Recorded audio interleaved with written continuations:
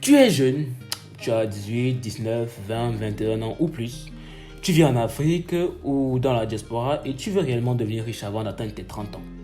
Eh bien, tu as cliqué sur la bonne vidéo. Ici, je vais te partager un plan d'action complet inspiré de ceux qui ont vraiment réussi en Afrique et de par le monde, dans le monde entier. Voilà. Donc, reste jusqu'à la fin de la vidéo et si jusqu'à la fin de la vidéo, tu n'as pas de valeur ajoutée à propos de comment devenir riche, tu es libre de partir. Voilà.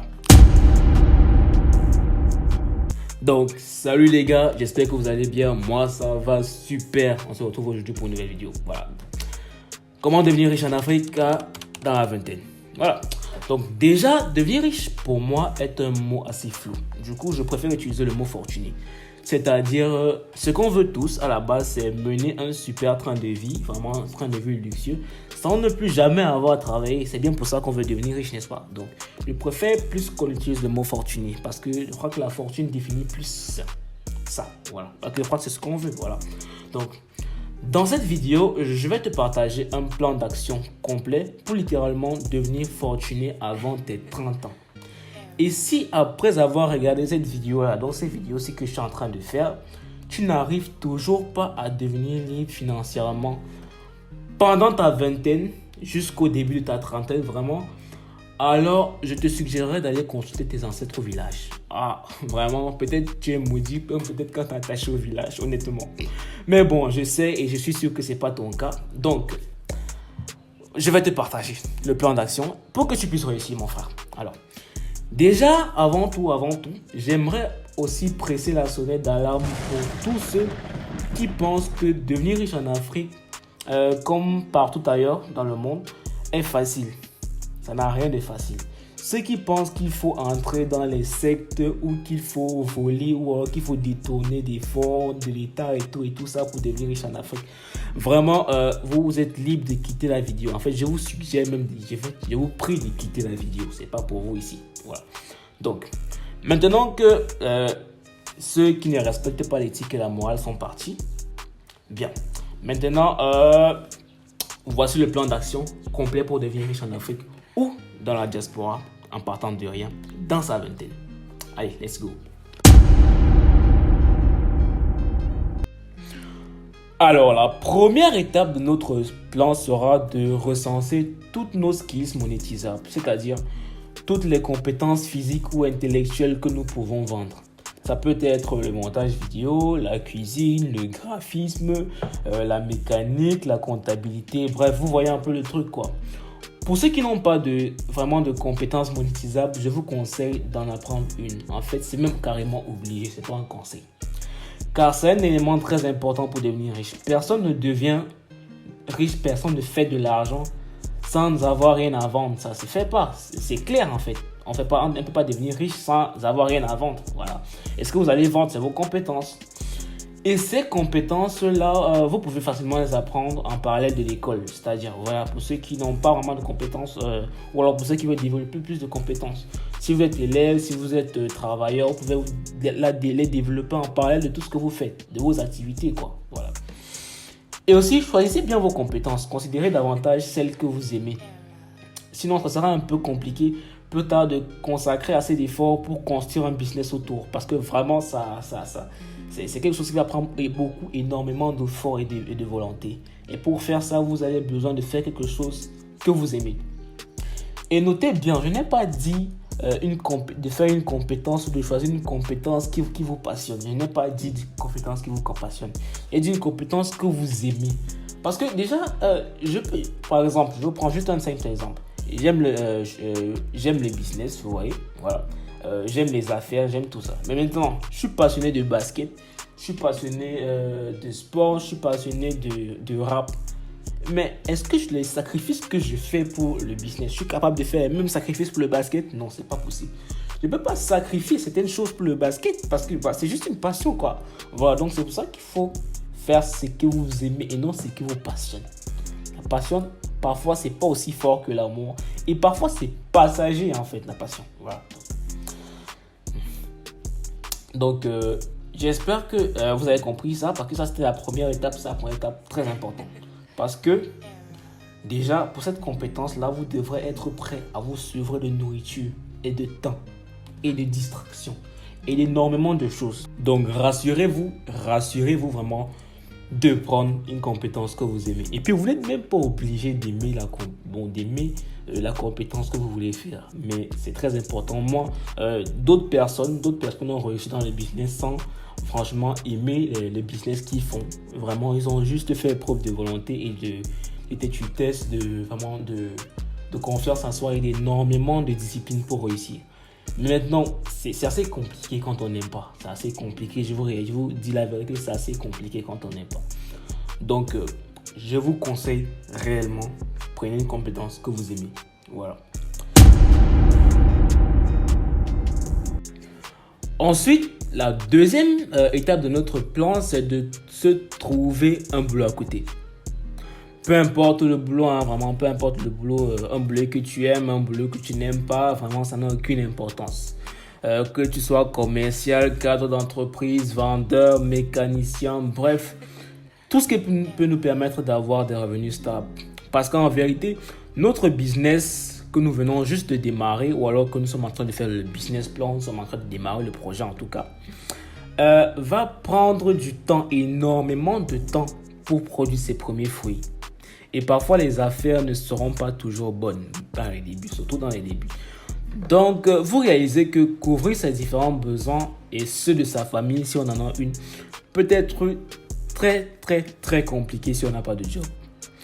Donc, l'autre avantage aussi d'avoir un boulot, c'est qu'il va nous permettre d'économiser un peu de fonds, voilà, pour investir dans notre business aussi. Voilà. Je sais qu'il y a beaucoup de personnes qui ne veulent pas travailler pour un patron et tout ça, mais au moins pour un certain temps, il va falloir faire un effort. Vous voyez, voilà, il va falloir faire un effort. Vous savez aussi qu'il y a des sacrifices pour tout. Tu veux être riche, il y a des sacrifices que tu vas devoir faire. Parfois, on fait des choses qu'on ne voulait pas faire juste parce que on a des objectifs à la fin. Voilà, donc il y a plusieurs routes. Donc voilà. Donc, pour mes amis qui ne veulent pas avoir affaire avec un patron, dans tous les cas, vous pouvez toujours décider d'ouvrir une boutique ou un cabinet et vous installer à votre propre compte afin d'avoir une source de revenus. Parce que c'est le plus important. Le plus important, c'est d'avoir une source de revenus stable. Au moins pour ses besoins basiques. Voilà, sinon on ne va pas mourir de faim sous prétexte qu'on est en train de lancer un business quand même. Et si tu es malade ou alors que tu as faim, comment tu auras les forces pour travailler pour ton business? Vous réalisez, voilà. Ainsi, vous pourrez travailler pendant 1 à 5 années. Voilà. Moi, je donne soit le maximum de 5 années. Voilà. C'est souvent le temps de se stabiliser un peu, stabiliser son business, mettre les bases de son business. Voilà. Et du moment où vous sentirez, vraiment, du moment où vous vous sentirez prêt, où les conditions vous sembleront favorables, voilà, là, à ce moment-là, vous pourrez faire le grand saut et quitter votre emploi, quitter votre lieu de travail, voilà, tout balancer en l'air et partir, voilà. En vrai, je vous suggérerais plus de choisir un métier, ou alors quelque chose, une activité qui vous permettra d'apprendre plus dans les compétences sur lesquelles se basera votre business. Vous voyez un peu? Ou à défaut, si vous n'avez pas une activité qui vous permette d'apprendre des compétences, ou bien vous n'avez pas la chance d'avoir une activité qui vous permette d'apprendre des compétences qui se dirigent plus vers le business que vous voulez lancer après. À défaut, vous pouvez juste vous améliorer de temps en temps, vous former de temps en temps dans ces compétences-là, parce qu'il faut que quand tu lances ton business, tu donnes vraiment un service de qualité. Des produits, tu délivres des produits de qualité. Peu importe que tu vas vendre des services ou alors des produits tangibles, franchement, ça va être de qualité. Donc, il faut se former constamment et toujours être à l'afflux des actualités dans son domaine. Cette étape est vraiment très importante pour prendre le temps de démarrer son business de zéro. Donc, surtout quand on part de zéro comme nous, comme ça, on connaît les situations en Afrique. On part toujours de zéro. C'est pas comme si quelqu'un a été aidé. Personne ne va venir t'aider. Voilà, déjà que la vie, c'est comme ça. Personne ne t'aide. Tu vis pour toi. Donc, quand tu démarres un business de zéro, c'est toujours mieux d'avoir un boulot. Je ne vous oblige pas d'avoir un boulot ou d'avoir une activité pour ceux qui ont trop les esprits d'entreprendre et tout ça. Si vous voulez galérer, mourir de faim pendant que vous lancez votre business, ça vous concerne. Moi, franchement, Ce que je vous conseille, c'est de trouver un boulot, une activité qui vous génère des revenus stables par mois. Donc, continuons. Ensuite, nous venons à l'étape culminante du grand saut. C'est ici qu'on va tout laisser, sacrifier son boulot et son temps pour le business. Cette étape est souvent la plus compliquée car on se pose de nombreuses questions, énormément de questions. Est-ce que je ne fais pas le mauvais choix? Et si je n'y arriverai pas, qu'est-ce que mes parents vont dire? Qu'est-ce que mes amis vont dire? Je n'ai plus de revenus fixes, comment je vais faire? Comment je vais pour manger et tout ça? En même temps, il y a aussi ton entourage qui va essayer de t'en dissuader. Honnêtement, même tes parents, ils vont essayer de t'en dissuader. Ils vont te dire, t'as un boulot stable, bien payé, pourquoi tu cherches plus? Faut te contenter de ce que tu as, ta famille, pense à tes enfants et tout, tu prends trop de risques et tout ça. Bon, vraiment, ça ne sera pas facile. Ça sera vraiment pas facile. Donc, je vous le dis et je vous le redis, faudrait être fort, vraiment très fort. Parce qu'à ce moment-là, vous vous accrochez à une vision et rien de certain. Parce que rien ne prouve que ton business va marcher, rien ne prouve que tu vas réussir, rien ne prouve que tu vas avoir de l'argent. C'est toujours comme ça quand tu commences dans l'entrepreneuriat. Personne ne croit en toi. Peut-être il y aura 2 ou 3 personnes qui vont faire genre, on essaie un peu de faire comme si on croyait en toi, mais en vrai, personne ne croit en toi à part toi-même. Ça s'est passé avec Bill Gates, ça s'est passé avec énormément d'hommes riches ici dehors. Donc, ne sois pas très surpris de ça. Voilà, donc. Maintenant, le problème avec ça, c'est que ça devient un peu comme un dilemme en fait. Parce qu'en même temps, si vous échouez, toutes vos économies tombent à l'eau, vous et votre famille, vous chutez. Vous voyez? Vous et votre famille, toute votre famille, carrément vos enfants, votre famille, tout ça. Ça, c'est à la condition que vous avez une famille, bien sûr. Et si vous n'essayez pas, par peur de perdre toutes vos économies ou votre famille, comment vous allez vivre, vous pouvez dire adieu au rêve d'offrir la voiture de luxe que vous avez toujours rêvé d'offrir à votre mère. Ou alors à la villa que vous avez toujours rêvé d'offrir à votre père. C'est mort, vous pouvez dire adieu à ça parce que vous savez quel revenu vous allez acheter tout ça. Donc, à ce niveau, l'enjeu ne dépend plus vraiment de vous, mais de tous ceux et celles qui sont autour de vous en fait. Donc, vraiment bon courage. Je vous assure que cette étape est vraiment la plus difficile, ça n'a rien de facile. Et notez bien que cette étape, si vous devrez la franchir uniquement quand vous avez déjà commencé à avoir des revenus non négligeables de votre business. C'est-à-dire quoi? Pendant que nous avions un business à côté, nous travaillions et en même temps nous avions notre business que nous étions en train de démarrer. Donc, je vais seulement décider de quitter mon emploi et de me lancer dans la 3e étape, c'est-à-dire de me lancer pleinement dans mon entreprise quand mon business aura déjà commencé à me générer une certaine quantité de revenus, un certain cash flow. Je ne vais pas quitter mon emploi pour mon business alors que mon business est encore vierge, il ne me donne encore rien. Ça n'a aucun sens. Vous voyez un peu comment vous allez faire pour vivre après. Vous voyez un peu ça, voilà. Donc, c'est un peu ça que je voulais préciser là. Donc, ne vous lancez qu'une fois que votre cash flow business commence à passer au vert. Donc, c'est ce que je viens juste de vous expliquer. À ce moment, vous savez que quitter votre boulot pour vous consacrer à temps plein à votre business sera basiquement pour multiplier votre cash flow, pour multiplier votre revenu, pour multiplier par 5, par 10, ou voire même par 100 si vous travaillez assez intelligemment.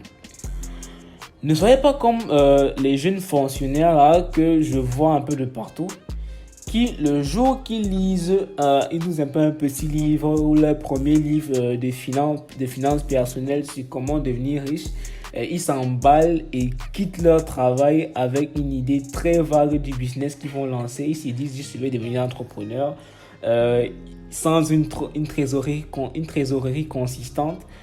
Ils quittent juste sous prétexte qu'ils quittent la prison du salariat et après 2 mois, ils se retrouvent dans la rue sans un sou.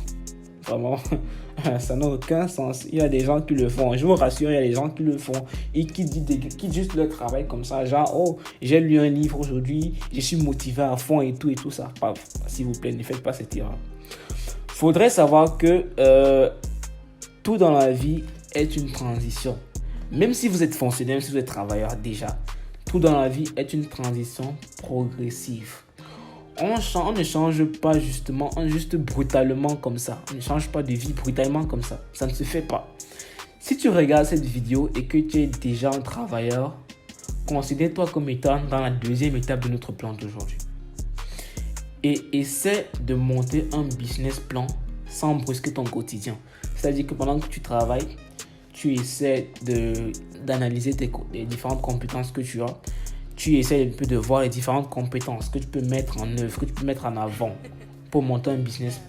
Et puis tu cherches à monter un business plan, tu vois, pour ton business. Tu cherches un peu à l'installer et tout pendant que tu travailles. Même si tu as déjà 30 ans, il n'y a pas de problème. Tu peux commencer à faire ça à n'importe quel âge. Il n'y a pas d'âge, même si tu as 30, 35 ans, 45 ans, tu peux le faire. Donc, vas-y doucement. Cette troisième étape est toujours la plus longue, je vous l'ai dit. Elle est la plus longue. Parfois, ce sont les années les plus compliquées du business. Mais si vous êtes assidu et que vous travaillez intelligemment, et que je répète, et que vous travaillez intelligemment, je n'ai pas dit travailler beaucoup, travailler intelligemment, vous allez percer à coup sûr. À coup sûr, vous allez réussir dans votre business. Après, vous allez grandir votre business. Vous allez inviter des investisseurs, des banques, vraiment des business angels et tout ça dans votre capital, dans le capital de votre entreprise en fait. Vous allez les inviter pour qu'ils viennent investir. Vous allez embaucher énormément d'employés. Peut-être même certains de vos employés seront vos camarades de classe, qui sait, peut-être. Donc vous avez fait tout un tas de choses, etc. pour élever votre business à une échelle nationale ou internationale, pourquoi pas. Il y a bien des entreprises qui l'ont fait. Il y a des entreprises de cacao, des entreprises de céréales, de transformation de chocolat qui ont réussi à le faire. Voilà. Donc, c'était ça vraiment ce que je voulais vous partager aujourd'hui. Voilà. Donc, c'est comme ça qu'on devient hyper riche en Afrique. C'est comme ça qu'on devient riche en Afrique. C'est comme ça qu'on lance un business en Afrique et qu'on perce. Vous allez voir, toutes les histoires que vous allez écouter sont assez pareilles. Si vous voulez aller regarder des histoires de ceux qui ont réussi en Afrique, vous allez réaliser que c'est à peu près toujours ce business, ce plan-là qui sont suivis en fait, ce plan de richesse-là qui sont suivis. Donc, je t'ai partagé le plan d'action parfait. Maintenant, tout dépend de toi. Et dis-moi dans les commentaires, s'il te plaît, est-ce que tu crois que tu peux le faire? Est-ce que tu penses que tu peux réellement suivre ce plan pour devenir riche? J'ai vraiment envie de savoir. Donc, ça m'intéresse vraiment. Donc, laisse-moi en commentaire vraiment, est-ce que tu peux faire ça? Merci. Voilà, donc c'est la fin de la vidéo. Voilà, merci. C'était tout pour la vidéo d'aujourd'hui. N'oublie pas de liker et de t'abonner. Voilà, surtout si la thématique de réussir et devenir riche en Afrique te passionne, voilà, abonne-toi et ce serait cool de t'avoir parmi nous. Allez, ciao.